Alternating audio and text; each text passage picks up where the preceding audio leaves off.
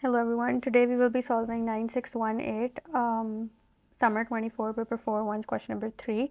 So this is a question about abstract data types and which involves queues. So we can just get started with the question.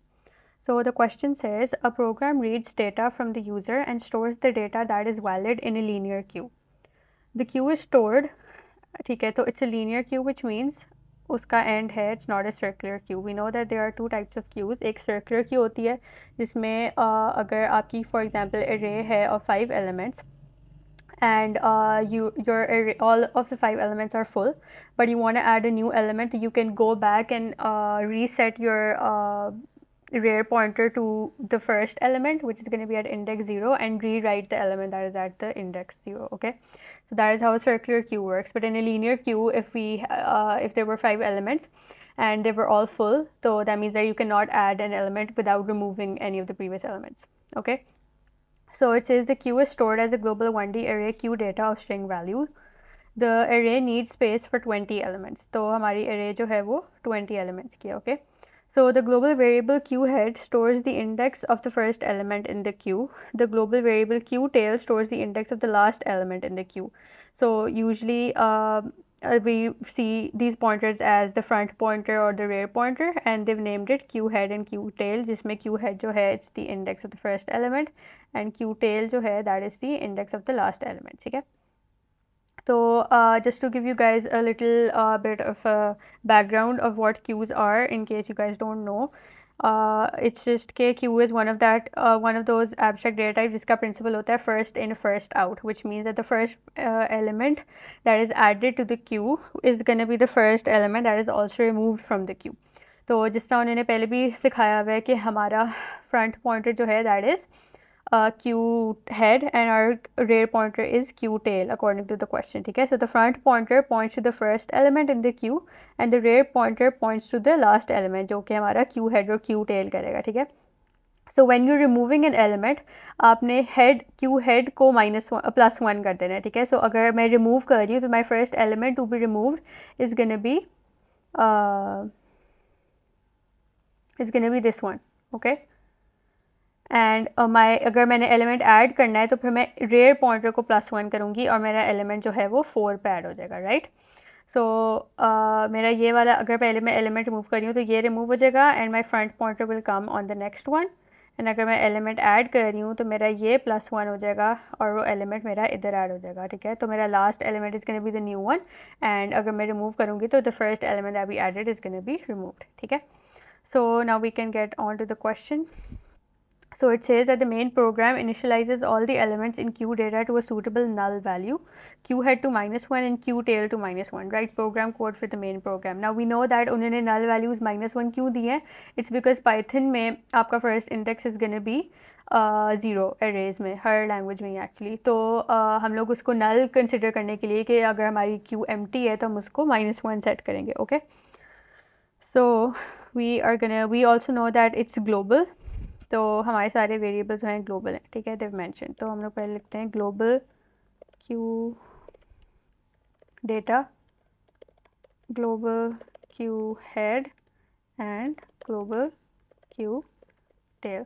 Okay, और queue data को I think they've told के it's a 1D array of string values and it needs space for 20 elements. हम इसको भी initialise कर देते हैं कि queue data is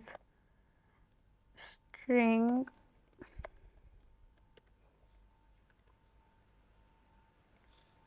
for underscore in range 20. ठीक है, तो ये 20 एलिमेंट्स की स्ट्रिंग एरे हमने इनिशियलाइज कर दिया. ठीक है, and queue head and queue tail to -1.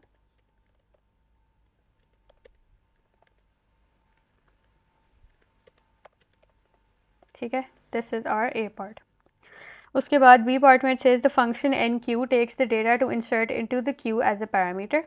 Okay, so we're gonna send any data, it's gonna be a string over here. तो अभी हमें पता चलेगा कि क्या डेटा होगा, वो हम एज पैरामीटर सेंड कर रहे हैं एन क्यू में. Enqueue and dequeue are two functions in queues. Enqueue means के आप डेटा ऐड कर रहे हो एंड डी क्यू मीन्स आप डेटा रिमूव कर रहे हो. तो उसके बाद if the queue is not full it inserts the parameter in the queue, which means कि वो चेक करेगा कि आपका टेल पॉइंटर की वैल्यू किधर है। अगर 20 एलिमेंट्स है तो दैट मीन्स कि हमारे इंडेक्सेस होंगे फ्रॉम 0 to 19। तो अगर हमारा क्यू टेल जो है that is on index number 19, that means कि हमारे सारे एलिमेंट्स फुल हो गए हैं, ठीक है। And it inserts the parameter in the queue if the queue is not full, ठीक है। and it updates the appropriate pointers and returns true. If the queue is full, it returns false. अगर आपका index 19 पे होगा तो it's going to return false, ठीक है। So now it says write program code for enqueue, ठीक है। तो अब हम एक function बनाते हैं enqueue, उसके अंदर हम लोग send करेंगे parameter which is going to be our data, okay। Next हम लोग तीनों ग्लोबल वेरिएबल्स को लिख देंगे अपने फंक्शन के अंदर, ताकि वो जब हम when we use them as variables तो they do not give an error, ठीक है। तो first thing that we gonna check is कि अगर हमारी क्यू फुल तो नहीं है, तो उसके लिए what I said initially as well is कि if queue tail is going to be less than equal to 20, or you could have said कि if it's equal to 19 that's also fine, less than 19, less than equal to 20 नहीं होगा, less than 20 होगा because 20 element नहीं हो सकता आपका, ठीक है। तो if queue tail is less than 20 तो फिर क्यू टेल को क्यू टेल प्लस 1 कर दो, ठीक है।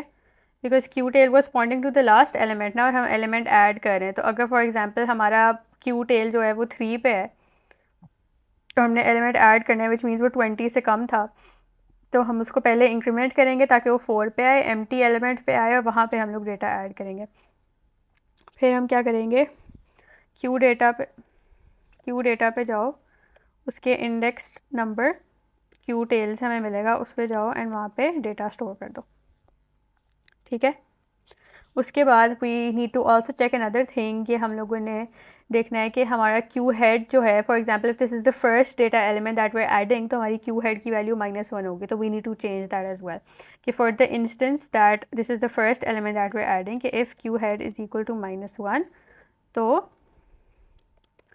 क्यू हेड को क्यू हेड +1 कर दो, ठीक है। And this is also done. And then it also set कि अगर एलिमेंट ऐड हो गया तो हमने रिटर्न करना है true, and if the queue is full तो वो रिटर्न करेगा फॉल्स। तो हमने एलिमेंट अगर ऐड कर दिया है तो वो रिटर्न करेगा ट्रू, ठीक है। एंड अगर उसने नहीं किया कि इफ़ इस वाले इफ़ के एल्स में हमारे पास आएगा कि if the queue tail was not less than 20, वो या तो उसके एल्स में वो आ जाएगा उसके अंदर के return false, alright. I think यहाँ पे एक छोटी सी चीज़ वी कैन चेंज इसके, this condition should be less than 19 because as I said earlier हमारा लास्ट एलिमेंट जो है वो 19 है।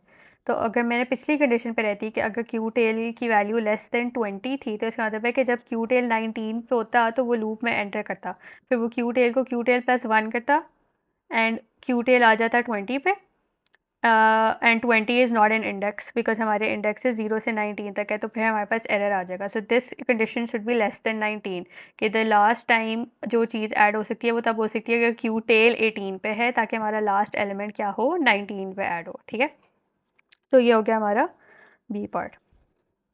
उसके बाद सी पार्ट में it says the function dequeue returns false if the queue is empty. इसको हम कैसे चेक करेंगे, अगर हमारा क्यू हेड जो है या क्यू टेल में से कोई भी जो है वो -1 होगा, ठीक है। If the queue is not empty it returns the next item in the Q and updates the appropriate pointers, ठीक है। इसका मतलब वही है कि जो फ्रंट जो वैल्यू पॉइंट हो रही होगी बाय द क्यू हेड उसको हम रिटर्न कर देंगे और उसको हम फिर +1 कर देंगे, ठीक है।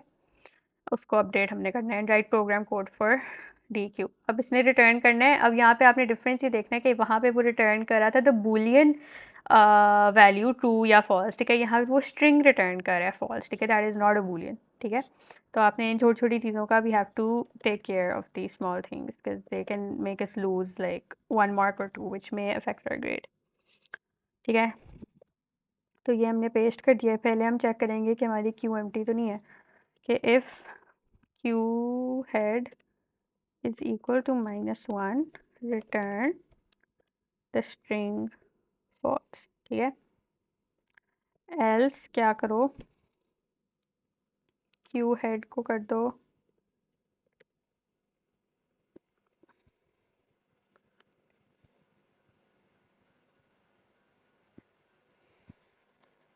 क्यू हेड +1 ताकि क्यू हेड आ जाए आगे।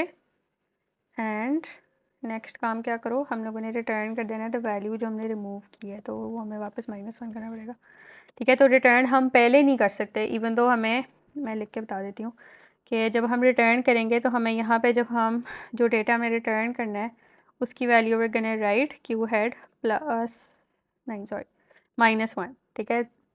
अब क्योंकि हमने +1 कर दी थी तो समझो 1 वाला हमने रिमूव करना था तो पहले 2 पे आ गया है, और लेकिन हमने रिटर्न क्योंकि 1 वाली करनी थी तो हमें वापस 1 पे जाना पड़ेगा, इसलिए हम -1 कर रहे हैं अब। लेकिन हम रिटर्न स्टेटमेंट पहले इसलिए नहीं लिख सकते बिकॉज रिटर्न स्टेटमेंट के बाद अगर मैं कुछ भी यहाँ पे लिख रही हूँ ना तो वो एग्जीक्यूट नहीं होगा, क्योंकि एक दफ़ा रिटर्न स्टेटमेंट एग्जीक्यूट हो जाती है तो डज़ नॉट सी के फंक्शन के आगे क्या है। अगर ये वाली रिटर्न स्टेटमेंट एग्जीक्यूट होगी तो वो इस वाले सारी चीज़ को इग्नोर कर देगा, ओके, विच इज़ वाई हमें रिटर्न स्टेटमेंट एंड में लिखनी होती है, ओके। अब हम क्या कर रहे हैं, डी पार्ट में हम आ गए, okay. Now the code actually starts. So it says the string values to be stored in the queue are 7 characters long. The first 6 characters are digits and the 7th character is a check digit. ठीक है. The check digit is calculated from the first 6 digits using the algorithm. Multiply the digits in positions 0, 2 and 4 by 1. Multiply the digits in position 1, 3 and 5 by 3. Calculate the sum of the products. Add together results from all the multiplications. अभी I'm just reading it, बाद में जाके हम इसको समझेंगे. Divide the sum of the products by 10 and round the result to the nearest integer to get the check digit. If the check digit equals 10, then it is replaced with x. Okay. अच्छा, अब हम इसको समझते हैं with example. हमारा example है 954123. This is a 6 क्या नाम है डिजिट स्ट्रिंग, ठीक है। अब उसने हमें कैरेक्टर उसमें डिवाइड कर दिया कि अच्छा ये 6 है 0 से 5 तक, ठीक है। अब उसने कहा था कि पोजीशन 0, 2 एंड 4 वाले नंबर्स को मल्टीप्लाई करो बाय 1, तो 0 ये वाला एंड ये वाला होगा मल्टीप्लाई बाय 1, ठीक है। इसको उसने 9 को मल्टीप्लाई बाय 1, 9, 4 इंटू 1, ठीक है, 2 इंटू 1 ये हो गया, ठीक है। और फिर 1, 3 एंड 5 को 3 से 1, 3, 5 इसको उसने मल्टीप्लाई किया 3 से 15 आ गया, इसको 3 से किया 3 आ गया, 3 को 3 से किया 9 आ गया, ठीक है। अभी जो सारे प्रोडक्ट्स आए थे इसको उसने क्या किया है सम, ये जो सब के प्रोडक्ट्स आ गए थे सब डिजिट्स के उसको उसने कर दिया सम, ठीक है। फिर उसने क्या किया है ये वाले पार्ट में हम आ गए हैं, this is the same as this, okay, this is divided, ठीक है। Now it is divide sum of the products by 10, तो जो हमारा सम आया था 42 उसको डिवाइड कर दिया हमने 10 में, और डिवाइड कर दिया 10 से तो क्या आ जाता है 4.2, और उसका हमने इंटीजर पार्ट सिर्फ लेना है, तो हमारे पास क्या आ जाएगा 4। जब आप इंटीजर वाला फंक्शन लगाते हो ना किसी फ्लोट पे तो वो हमेशा उसको राउंड डाउन कर देता है, अगर आपका 4.9 भी होगा तो वो 4 हो जाएगा, आई थिंक C++ में तो ये होता है। Okay, so now that it says the check digit is 4, ठीक है। अब वो कह रहा है कि this is inserted into character position 6, इसका मतलब है कि 7 डिजिट्स थे ना और हम 0 से स्टार्ट कर रहे हैं, और उसने कहा था कि 7th कैरेक्टर जो होगा वो चेक डिजिट है, तो ये जो चेक डिजिट अभी हमने कैलकुलेट किया है इसको हम इंसर्ट कर देंगे position 6 which is 7th character, ठीक है। So the data including the check digit would be 954123, जिसके अंदर आपका जो ये वाली चीज़ है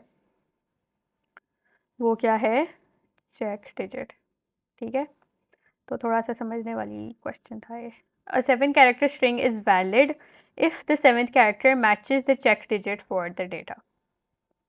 तो जो स्ट्रिंग वैलिड होगी तब अगर उसका चेक डिजिट जो है वो मैच करता होगा जो चेक डिजिट हमने कैलकुलेट किया है, ठीक है। तो for example the data 951235 is invalid because the 7th character 5 does not match the check digit for 954123, उसका चेक डिजिट 4 था, उन्होंने 5 लिखा था, does not match which means it's invalid, ठीक है। So the subroutine store items takes 10 7 character strings as input from the user and uses the check digit to validate each input. ठीक है, अच्छा अब हम 10 स्ट्रिंग्स जो हैं उनको इनपुट लेंगे, हर एक का फर्स्ट 6 कैरेक्टर्स को हम लोग कैलकुलेट को यूज़ करके हम लोग चेक डिजिट कैलकुलेट करेंगे एंड हम चेक करेंगे कि जो यूज़र ने इनपुट किया है 7th कैरेक्टर वो हमारे चेक डिजिट को मैच कर रहा है कि नहीं. Each valid input has a check digit removed, अगर वो वैलिड होगी तो उसका चेक डिजिट क्या हो जाएगा, रिमूव वैलिड इनपुट का. ठीक है, and is stored in the queue using N Q.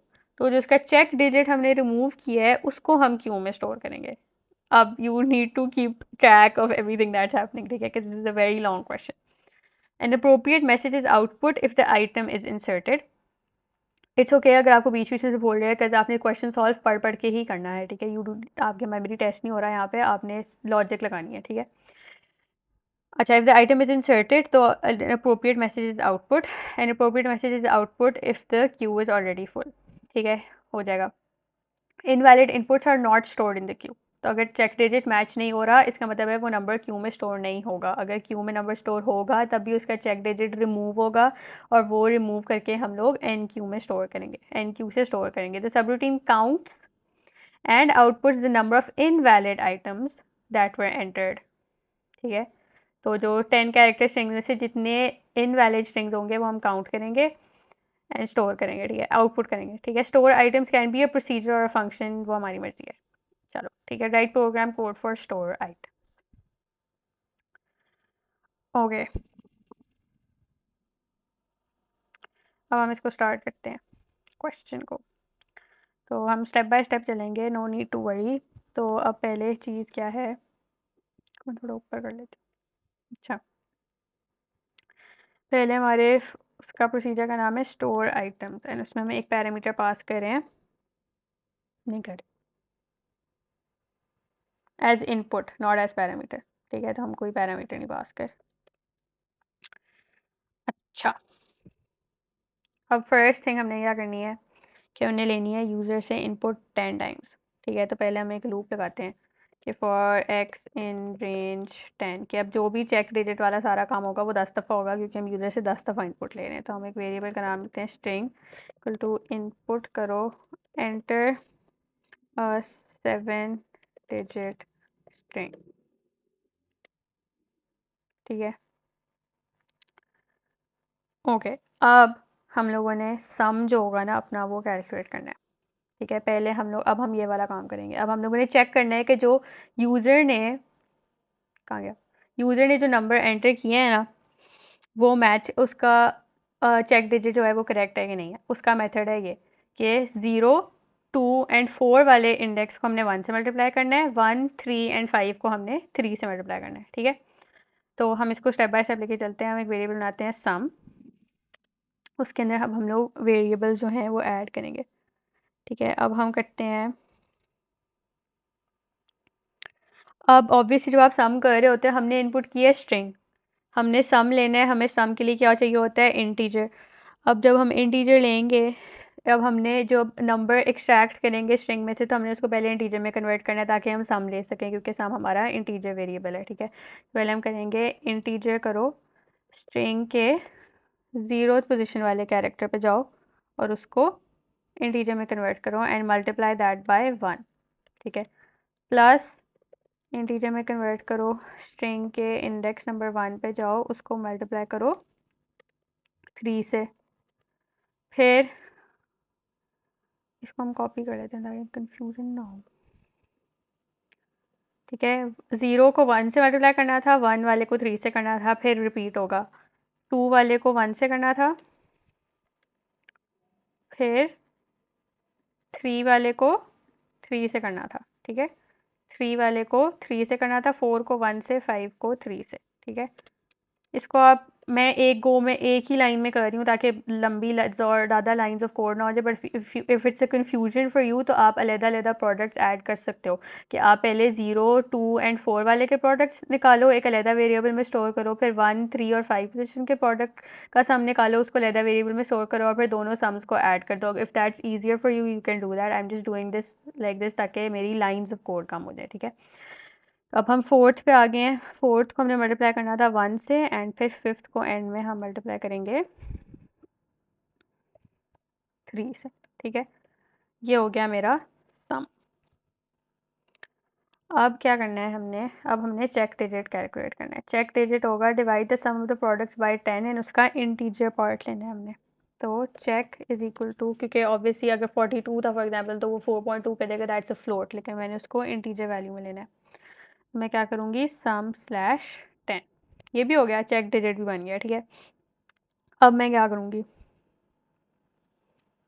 अब मैंने चेक करना है कि मेरा चेक डिजिट जो उन्होंने भेजा था वो वैलिड है कि नहीं। अब उसके अंदर एक और चीज़ ये भी है कि एक तो पहले मैंने चेक करना है ना कि वो सेम था या नहीं, बट एक और उन्होंने कंडीशन ये दी थी कि if the check digit equals 10 then it is replaced with X. तो हो सकता है कि अगर जो 7 डिजिट स्ट्रिंग यूज़र इनपुट करे उसका लास्ट कैरेक्टर एक्स हो, अगर उसका चेक डिजिट 10 है तो हमने उसके लिए भी कंडीशन लगानी है, ठीक है। तो अब हम चेक करेंगे कि if check is for example equal to 10 and the string का 6th position वाला character is x,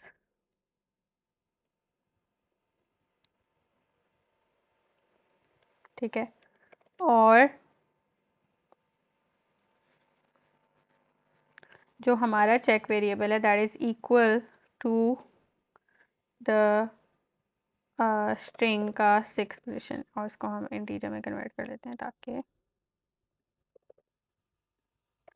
कंफ्यूजन ना हो। अब ये क्या करे, पहले हमने इस वाली को देख लेते हैं कि हमने जो चेक डिजिट कैलकुलेट किया है इंटीजर में था वो is that equal to the 6th position पे जो यूज़र ने एंटर किया था which is the 7th character, उसको भी इंटीजर कंपैरिजन हम कर रहे हैं, ठीक है। इसलिए हमने इसको इंटीजर में कन्वर्ट किया। If that is equal that means it's valid. या फिर अगर हमारे चेक डिजिट 10 था एंड हमारी स्ट्रिंग का 6th कैरेक्टर एक्स था, इसका मतलब है दैट इज़ ऑल्सो वैलिड।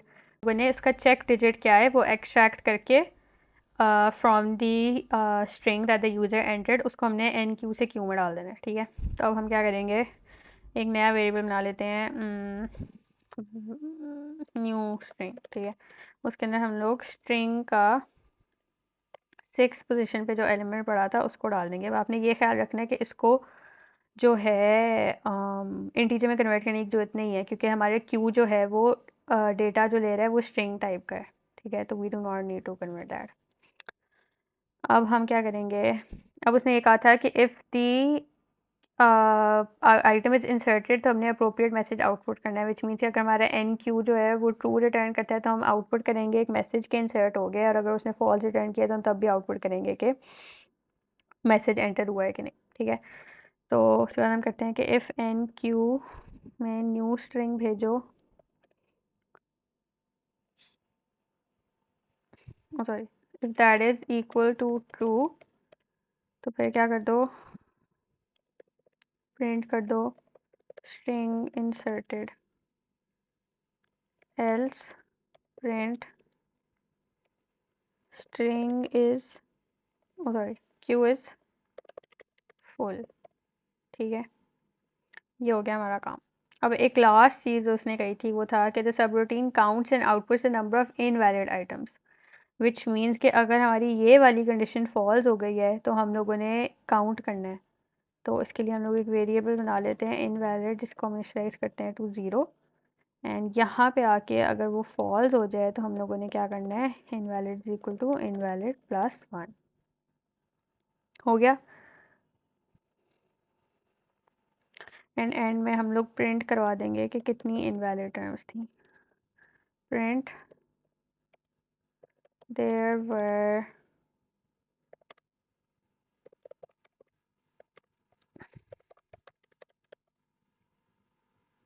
ठीक है,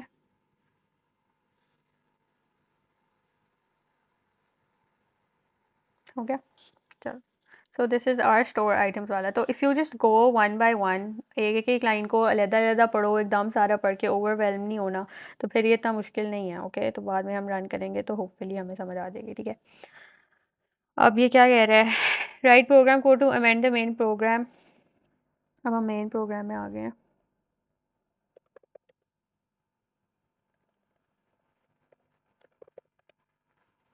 अब हमें कह रहा है कॉल स्टोर आइटम्स। हम करते हैं स्टोर आइटम्स को कॉल। ठीक है, उसने कहा कॉल डी क्यू। उसने कहा output a suitable message if the queue was empty.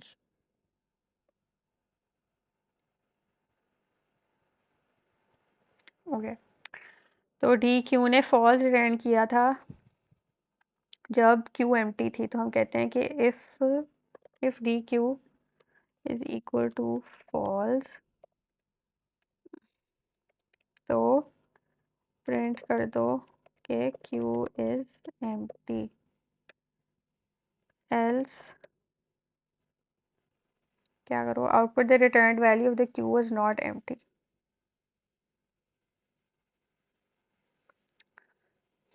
अच्छा, तब हम दोबारा हम पहले रिटर्न वैल्यू स्टोर करते हैं। Return value is equal to dequeue if return value is equal to false, तो फिर प्रिंट करो queue is empty, otherwise print कर दो रिटर्न वैल्यू को। ठीक है, ये हो गया हमारा 3D2। ठीक है, अब हम टेस्ट करने लगे, hopefully our code will work. So now we can run this. Enter a 7-digit string।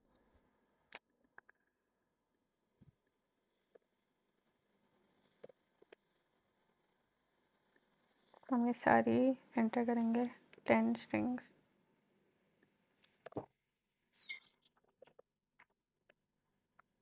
Okay,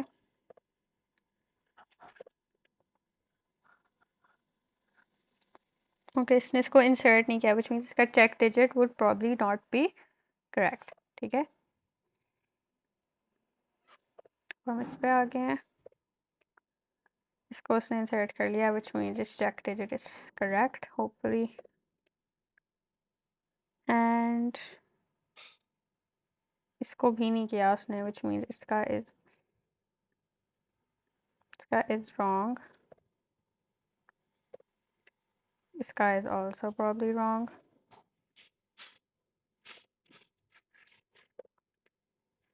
this is correct, this is also correct, and last finally हमने एंटर कर दिया। उसने कहा है आगे, कुछ नहीं कहा उसने, उसके बाद उसने कहा देयर वर 4 इनवैलिड टर्म्स, ऐसे रिटर्न कर दिया है x, which was the return value. ठीक है, सो दैट मीन्स कि उसने हमें रिटर्न कर दिया है जो हमने x जो था, जो फर्स्ट डिजिट हमने एंटर किया था, दैट वाज 999x ना, और हमने x स्टोर किया था इन आवर क्यू। ठीक है, ठीक है, valid check is moved and is stored in the queue.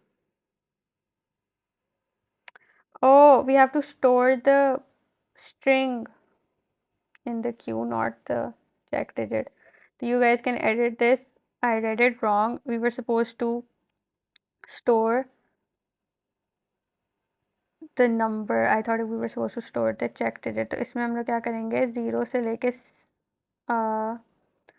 6 तक, which means के 0 1 2 3 4 5 जो है वो सारे डिजिट्स जो हैं वो स्टोर हो जाएंगे न्यू स्ट्रिंग के अंदर, एंड फिर आउटपुट होगा। तो यहाँ पे आपकी आउटपुट आनी चाहिए 9999, ये आनी चाहिए। ठीक है, नॉट x। ठीक है, sorry I read the question wrong. ठीक है, यहाँ पे आपने 6 नहीं लिखना, आपने 0 से 6 तक, 0 से 5 तक, विच मीन 6 आपका अपर बाउंड है, जो वेरिएबल्स होंगे आपने वो एंटर करने हैं और वो उसको